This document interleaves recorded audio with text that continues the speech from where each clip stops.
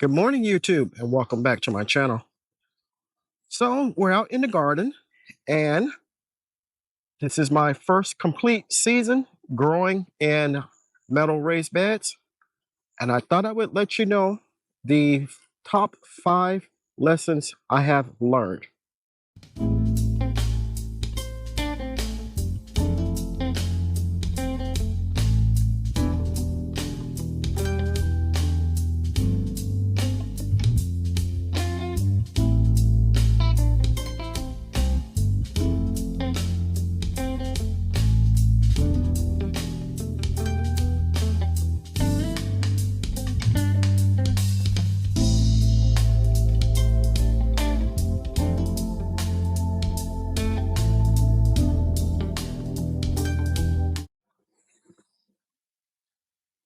Lesson number 1, the bed works better when it has more soil in it. When I started this past season gardening, each bed was filled at least to the second ring of each tall bed, rather, was filled to the second ring. And over the season, due to stuff breaking down or decomposing in the soil, rain, and compaction, you can see that the soil level has dropped significantly, which means that during the fall season, because it's not my plan to have all the beds in use during the fall season, but in the fall season, I will be putting more logs, compost, and soil into the beds. The tall beds, the ones that come up to my waist, pretty much are the ones that take the most soil, obviously. The short ones, I haven't had any problems with. Like this short bed here, it's only 17 inches high. It too has had some soil compaction and stuff breaking down, but it's not nearly as bad as the tall beds are. So it won't take too much effort to put soil in and to get it back to where I want it to be. But this one and my wife's flower bed are not pressing per se to be taken care of. Now, if we go over to the U-shaped bed here, on the newest one, you'll see that the soil level is at the third ring, which again is not ideally where I would want it. In this one, I actually would like to have it up to the first ring, or completely full. This bed takes more soil actually than the tall beds, but as again with the other two short beds, it's not really pressing that it gets done, but I eventually will have it done. Hey, this bed is maybe halfway full. I have California black eyed peas. Trying to remember what I had. California black eyed peas in here. Have 1, 2, 8. Well, 4 double rows of black eyed peas. Total of 8. 8 rows of peas. Now, initially, when I planted in this bed, I didn't have that many, which leads to lesson number 2.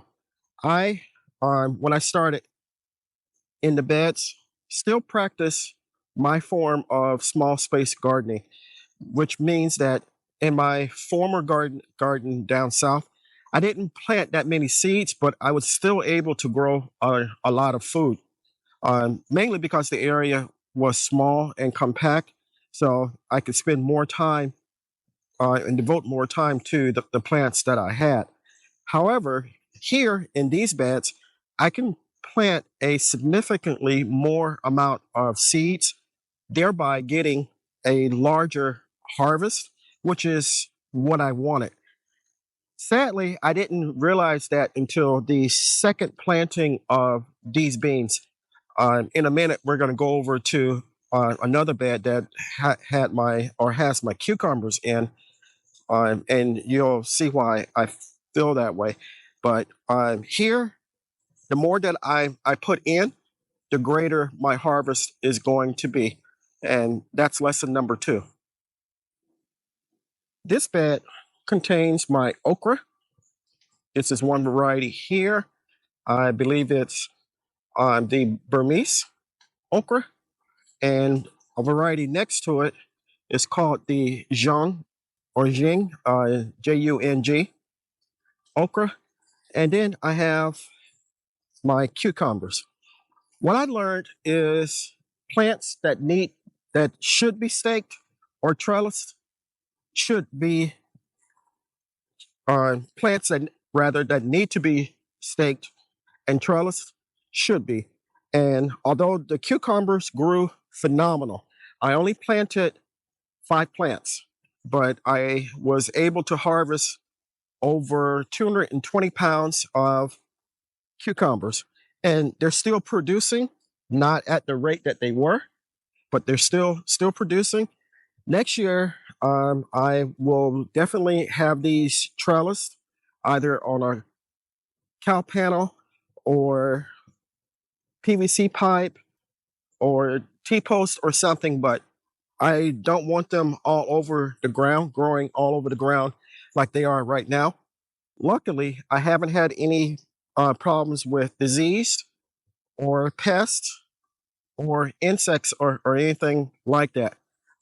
So that's a good thing. But um, lesson number 3 is plants that should be trellised must be trellised. If you remember back previous video, this raised bed had 2 Galenas tomatoes in it, some bean plants, and garlic and onions, I believe. But the tomatoes specifically really got ate up by some type of worms, and I believe it was the dreaded white moth that everybody complains about, and also the swallowtail butterflies laid their eggs as well. I didn't stay on top of the process that goes along with the eggs hatching and the caterpillars, worms eating everything in sight, and really didn't notice it until too late. So lesson number 4 is to check the undersides of my plants more often, more frequently, and stay on top of issues before they actually develop. Um, I knew that when we moved up here, insect pressure would be tremendously different from what I had down south. Down south, I grew all my plants inside of a screened-in area. So the only insects that I dealt with were aphids and occasionally mites and ants. I didn't have to worry about worms or anything like that. Although I did have pickle worms last year, but other than that, I didn't um, have to deal with worms. Up here, it's a different ball game. You really have to stay proactive, and I was taught a lesson. I will own up to it and admit to it that you have to stay proactive. You have to check your plants all the time. While they may look green and healthy, eventually something's going to happen that is going to change that. And if you could stay proactive on that and stay on top of it before it becomes a really serious problem, that will benefit you in the long run. Okay, tip number 5 really has nothing to do with the raised beds. It actually has to do with the drip system.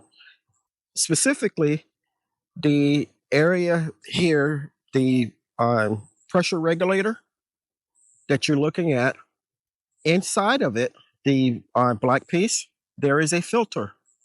And I didn't realize this until a few days ago. when I noticed that the rate of water dripping into my plants had diminished significantly. So I thought that my drip lines in every bed and every pot had become um, clogged, which meant having to disconnect everything and lay down new lines. And I was not happy at the prospect of doing that. What I found out is that if you unscrew and take everything apart, like I did, there is a mesh screen inside of it. And due to the fact that my water here is heavy, and I also have my system connected to a irrigation system. I'm sorry, a feeding system for my plants. It strains or filters everything out. And over time, it should take about 3 to 4 months.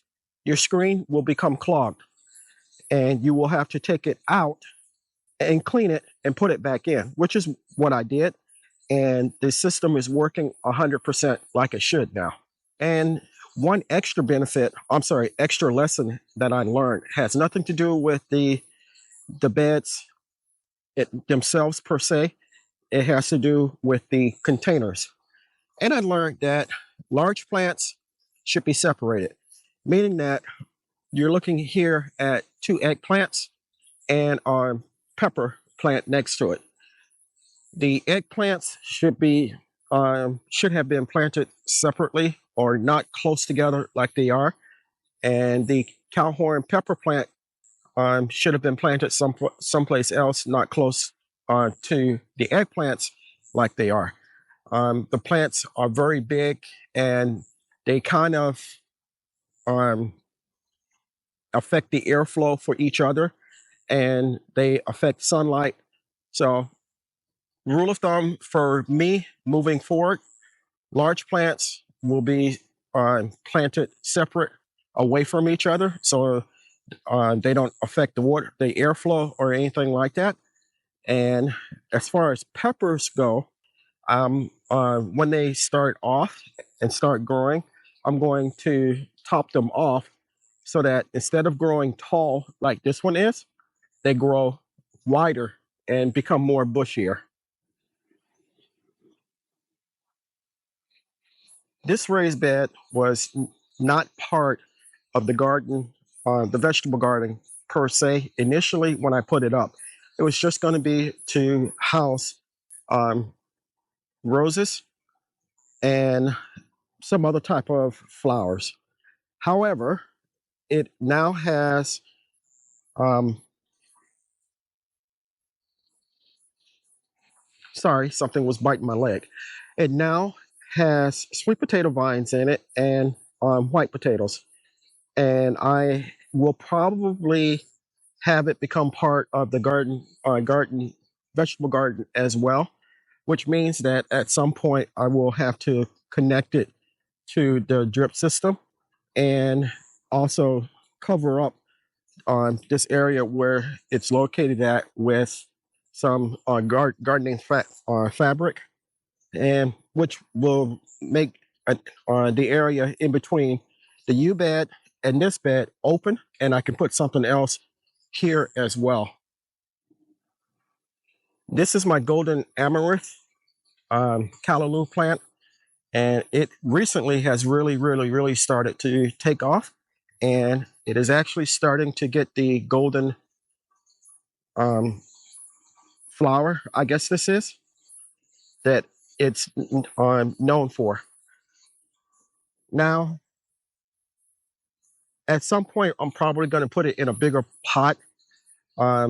These grow to seed, and from what I've been told, the plant can become evasive. So I won't be putting it in a bed or anything like that, but I will probably up pot it and put it in a larger pot. This is my papaya plant that I grew from a seed from a papaya my sister-in-law gave me on, was it Mother's Day or Father's Day this year?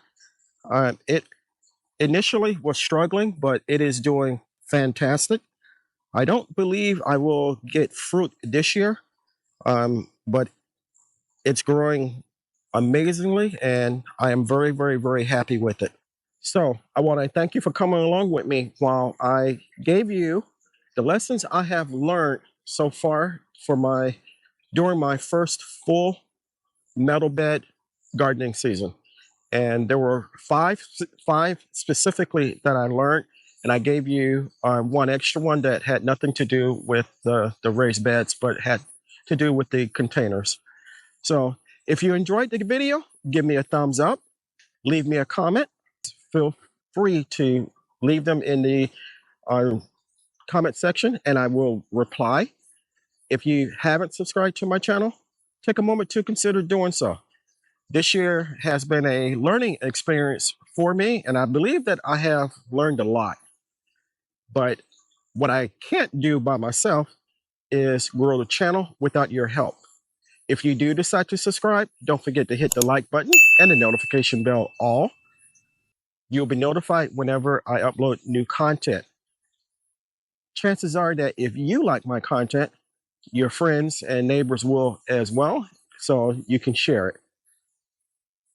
Lastly, and most importantly, always remember, even in small spaces such as mine, you can grow a great amount of food for yourself and your family. Stay blessed, stay strong, and grow, grow, grow. Always remember to give the thanks to God, for without Him, we are nothing. Until next time, take care.